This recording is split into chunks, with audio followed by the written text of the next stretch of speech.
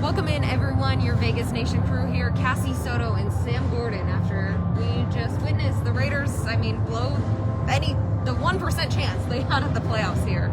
Sam falling 26-25 to the Miami Dolphins with 19 seconds left on the clock. I'm not an expert here, Sam. You're the expert here, and I went over to you and asked, why did they go for the touchdown there? You said, stop the clock, and we would think 19 seconds wasn't enough time, and yet it was plenty of time for this Dolphins. It certainly was, Cassie. Again, the Raiders electing not to score a touchdown when they have the chance to go up by more than,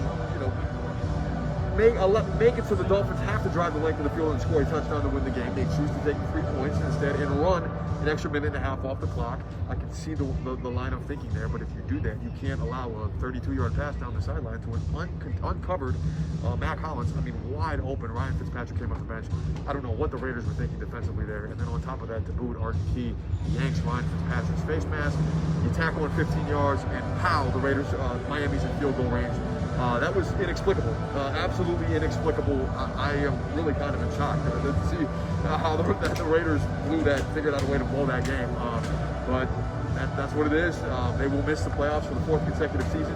Haven't reached the playoffs since 2016, and on top of that, they will not a winning season. The best they can do is go 8-8. Miami at 10-5 stays alive.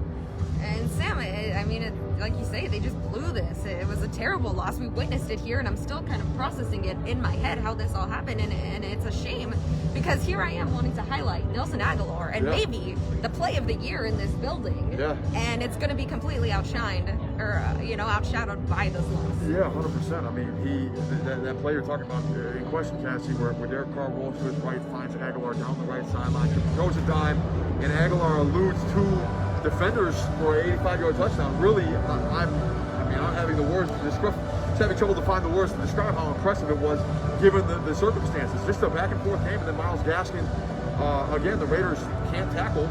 The Raiders defense falls apart, collapses, cannot tackle on a short little slant, and he goes 59 yards down the right sideline for a touchdown. So more fireworks in the last 3 minutes than there were the other 57 combined. It was a pretty slow-paced game, really a defensive game. The Raiders, I thought, up until the final 3 minutes of the game, played their best defensive game of the season, considering the circumstances, considering the opponent, but all for naught, because they blow it. They find a new way to lose a game after I thought we've seen everything this season.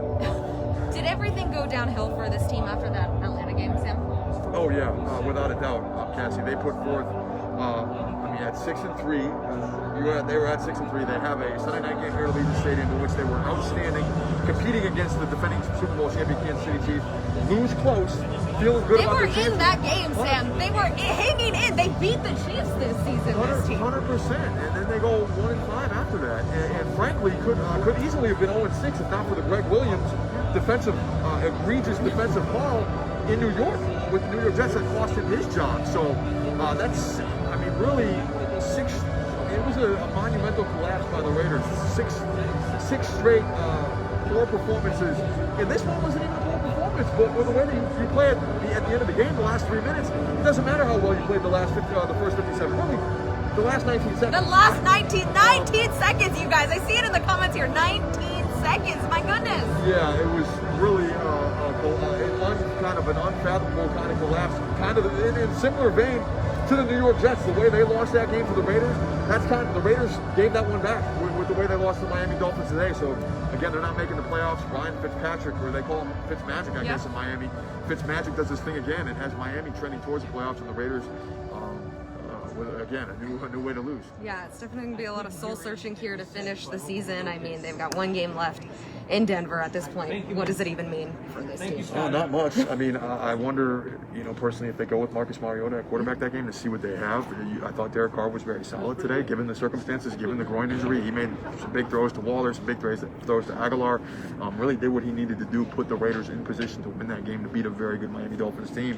But do you want to risk him with the groin? Do you want to risk him getting hurt in a game that could be in some inclement weather in Denver, or do you want to see what you have with Marcus Mariota and look towards that future? So another disappointing season for the Raiders, one that started with so much promise, with big wins over the Browns, big wins over the Saints, big wins over Kansas City, that ends with really 6 straight really bad performances. Horrible loss here again, falling 26-25 to the Miami Dolphins. They've got one more game here to finish the season out, January 3rd, on the road versus the Broncos. For everything you need to know until then, you can head on over to vegasnation.com.